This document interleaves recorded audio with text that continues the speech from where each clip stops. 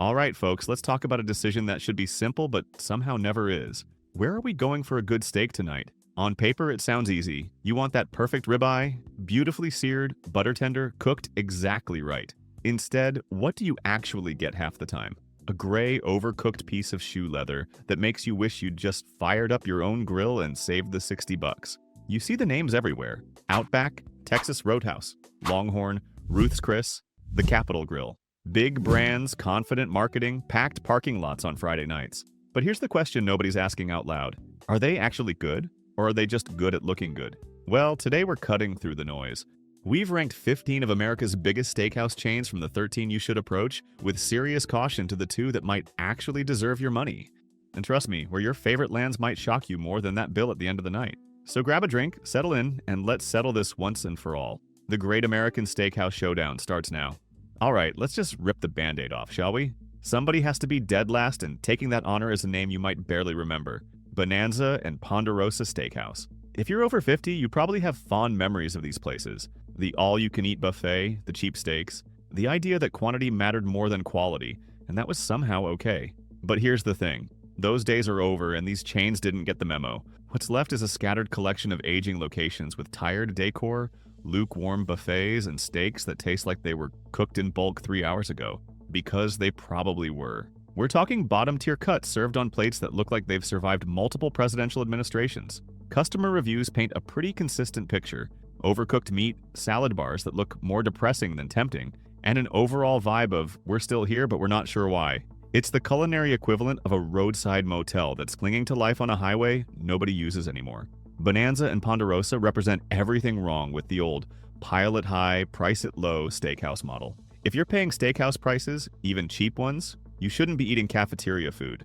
Climbing up one small rung, we land at Logan's Roadhouse, checking in at number 12. Now, to be fair, Logan's knows what it is. It's loud, it's casual. There are buckets of peanuts everywhere, and you're actively encouraged to throw the shells on the floor. It's the kind of place where you don't have to worry about your kids being too noisy because nobody can hear them over the blaring country music anyway. The menu is massive: steaks, burgers, ribs, fried everything.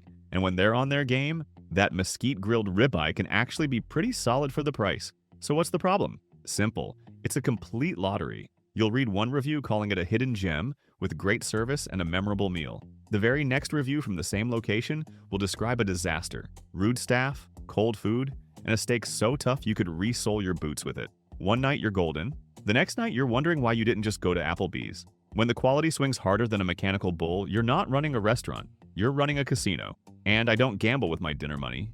You can't talk about American steakhouses without mentioning the place that turned a deep-fried onion into a cultural phenomenon.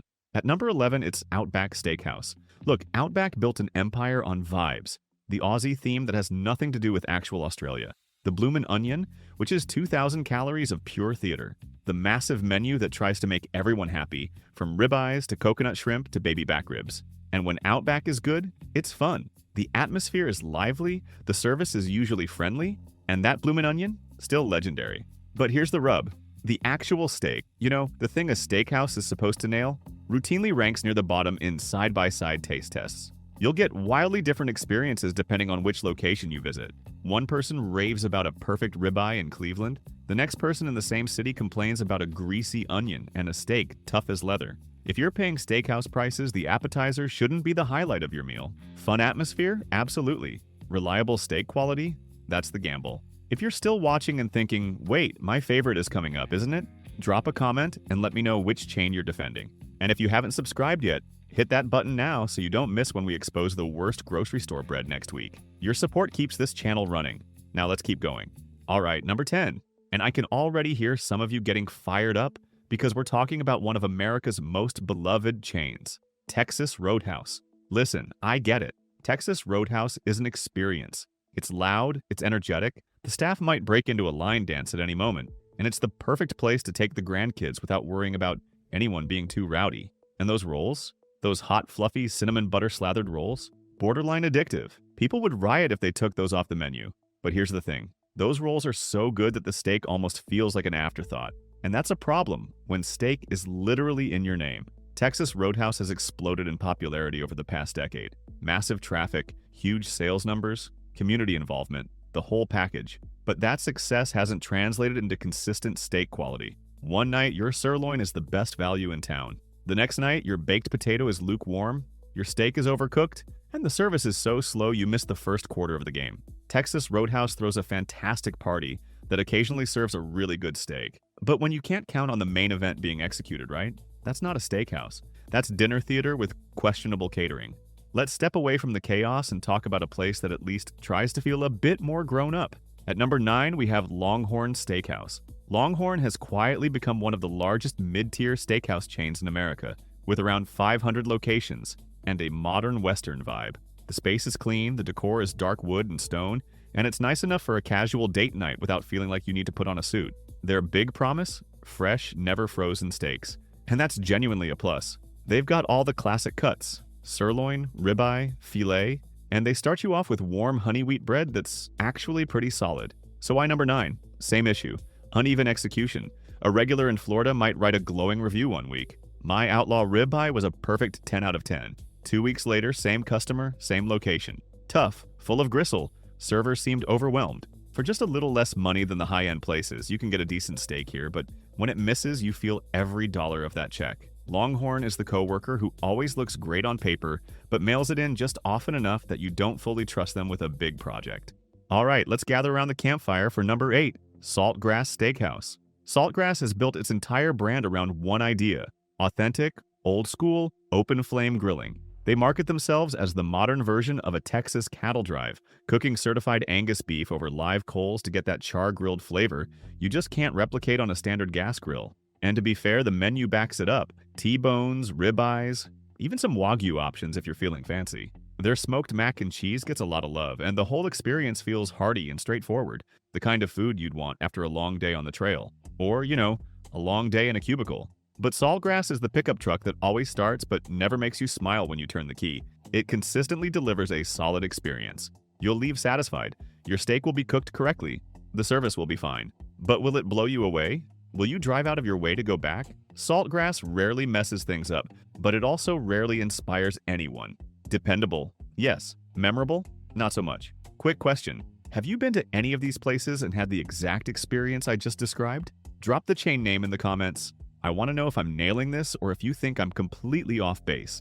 And hey, if you're getting value out of this, go ahead and hit that like button. It helps more than you think. All right, let's keep moving. Time to dust off your childhood memories because for number 7, we're stepping into a time machine set for 1985. We're talking about Sizzler. Walking into a Sizzler today still feels like a blast from the past. A comforting slice of Americana with diner-style decor, straightforward steaks, and the thing everyone actually came for: the legendary all-you-can-eat salad bar. This isn't just some sad pile of lettuce either. At its best, the Sizzler salad bar is a glorious spread. Pasta salads, tacos, chicken wings, desserts. It's a meal in and of itself, and for a lot of people, it's pure nostalgia. But you don't go to Sizzler for a world-class steak. The cuts are basic: sirloins and ribeyes that do the job, and nothing more. They're perfectly adequate. They fill you up. But an hour after leaving, you couldn't tell someone what you ordered. It just wasn't memorable. Sizzler is a pleasant relic that knows what it is and doesn't pretend otherwise. There's a certain charm in that. But in a world with endless dining options, just fine doesn't cut it anymore. Fun for nostalgia? Sure. Worth planning your anniversary dinner around? Not even close. All right, now we're getting into the territory where things get interesting.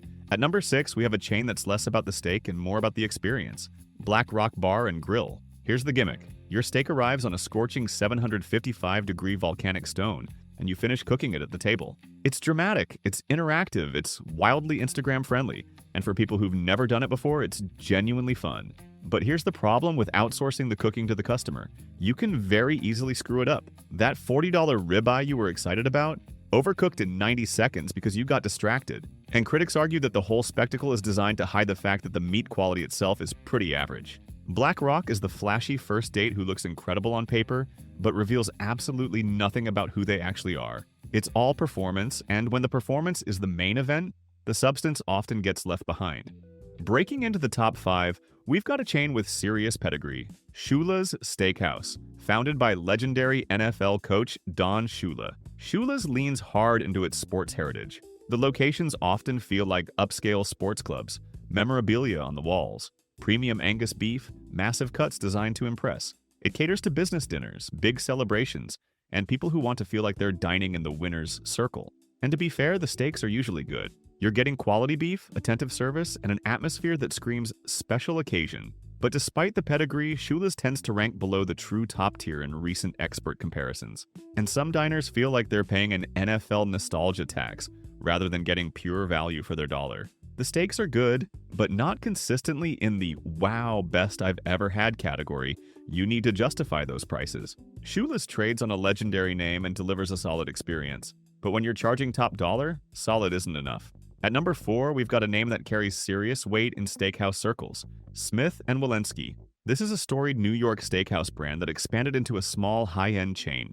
They're famous for USDA prime beef, proper dry aging, and an old-school power dining vibe that feels like you just walked into a 1980s Wall Street meeting. And for classic steakhouse purists, Smith & Wollensky still sits near the top of the conversation. The beef is excellent. The execution is technically sound. If you're looking for tradition, this is it. But the chain is small, the prices are steep, and the whole experience can feel a bit stiff or out of touch to younger diners who now compare everything to more dynamic concepts like Brazilian steakhouses or modern wine bars. It's your dad's favorite restaurant. Technically great, but maybe not where you'd pick for a big night out. Smith & Wollensky excels at what it does. It's just that what it does feels like it belongs in a different decade. All right, we're officially in the home stretch. The top 3 are coming up, and I promise you, at least one of these rankings is going to fire people up. If you've stuck with me this far, do me a favor and drop comments so I know you're still here. And if you haven't subscribed yet, now's the time. We're just getting started. Let's go. Taking the bronze medal at number 3, we have one of the most recognizable names in American fine dining, Ruth's Chris Steakhouse. Ruth's Chris has been the go-to spot for anniversaries, promotions, and graduation dinners for over 50 years. The signature move? Your steak arrives at the table on a sizzling 500-degree plate, swimming in melted butter. That sound, that smell, it's pure theater, and it's undeniably delicious. They're serving USDA prime beef, they've got a business casual dress code, and the whole experience screams special occasion. When Ruth's Chris is firing on all cylinders, it's hard to beat. So why isn't it higher? Because when you charge top dollar, the expectations are sky high. And unfortunately, not every one of their 130-plus locations consistently hits that mark. You'll read a glowing review for a suburban location. Flawless meal, perfect steak, impeccable service. Then you'll stumble across another review, maybe from a high-traffic tourist spot, lamenting an overcooked $70 ribeye and rush service. At this price point, there should be no mistakes, ever. Ruth's Chris delivers an exceptional meal 90% of the time, but that 10% wobble, however rare, keeps it from the top 2. When you're dropping this kind of money, usually great isn't the same as always great. All right, time for the silver medal. And folks, this one is good. At number 2, we have Fleming's Prime Steakhouse and Wine Bar. Fleming's positions itself as modern fine dining with a focus on 2 things: prime beef and wine. It's owned by the same company as Outback. Yeah, the bloomin' onion people. But this is the polished, sophisticated older sibling who went to business school and never looked back. The atmosphere is intimate and upscale. Dim lighting, dark wood, the kind of place where deals get done and proposals happen. And the food backs it up. They're dealing almost exclusively in USDA prime, that top 2% of American beef. In several recent steakhouse rankings, Fleming's lands in that elite tier, specifically for its ribeye and tomahawk cuts, which fans call special occasion good. One of their smartest moves? Tomahawk Tuesdays, a weekly promotion that's become legendary among serious steak lovers. It's an event. People plan their weeks around it. So if the steak is that good, what keeps it at number 2? It comes down to the supporting cast. While the prime steaks are almost universally praised, some diners feel like the sides and non-steak items are just okay for the price. At this level, everything on the plate should be a 10 out of 10, not just the main event. Fleming's is a phenomenal steakhouse that absolutely nails its core product: world-class steak and a killer wine list. The occasional slip with the supporting menu keeps it from the throne, but make no mistake, this is one of the best steakhouse experiences in America. And now, the moment you've been waiting for. After ranking 14 chains from bottom to top, it's time to hand out the crown. Taking the number 1 spot as the best steakhouse chain in America is the Capitol Grill. Let me paint the picture. Walking into the Capitol Grill is like stepping into a private club where you're the most important member. Dark wood paneling, white tablecloths, and service that's so attentive it's almost telepathic. This is classic, confident American luxury done right. The menu is a masterclass. Their signature preparations set them apart. A Pershini-rubbed bone-in ribeye with 15-year-aged balsamic, or a New York strip crusted with gorgonzola cheese. They dry-age their beef in-house and hand-cut the steaks, which is rare for a chain this large, and you can taste it in that deep, almost nutty flavor. This isn't just steak. This is steak elevated to an art form. But here's what really separates the Capital Grille from everyone else: consistency. We've seen chain after chain, including some very expensive ones, fail on this exact point. Ruth's Chris wobbles. Fleming's has side dish issues. Even Smith and Walensky can feel hit or miss depending on the location. The Capital Grille cracked the code. Somehow, across nearly 75 locations, they've managed to replicate a flawless fine dining experience. You can scroll through thousands of online reviews and see the same words over and over. Perfect, exceptional, flawless, worth every penny. Sure, you'll pay for it, but you know what you're getting. A diner from Washington, D.C. put it best. You pay for perfection, and you get it. The best steak in the city, period. From budget buffets to boardroom power dinners, there's one chain that actually earns your money instead of just taking it. That's the Capital Grille. That's your number one. And there you have it, folks. 15 of America's biggest steakhouse chains, ranked from the ones living on nostalgia and gimmicks to the one that actually delivers every single time. And here's what we learned. A fancy name or prime beef means nothing without consistency. The real champions aren't the ones with the best steak on a good night. They're the ones who deliver that great steak every single night. But that's just our ranking based on expert analysis, customer reviews, and head-to-head comparisons. Now I want to hear from you. What did we get right? What did we get horribly wrong? Is your favorite steakhouse a celebrated champion or an overrated pretender living on nostalgia? Drop your personal number one and why in the comments below. I love reading through them, and honestly, some of you have stories that are better than anything I could write. If you had fun on this culinary journey and maybe learned something along the way, smash that like button. It really does help the channel. And if you know someone who takes their steak as seriously as we do, share this video with them. Of course, if you want to join us for the next deep dive, because trust me, we're just getting warmed up, make sure you hit that subscribe button and ring the notification bell so you never miss a video. Speaking of which, click on the one on YouTube that has been carefully selected for you right now. Thanks for watching. Until next time, eat well, question everything, and never settle for a mediocre steak.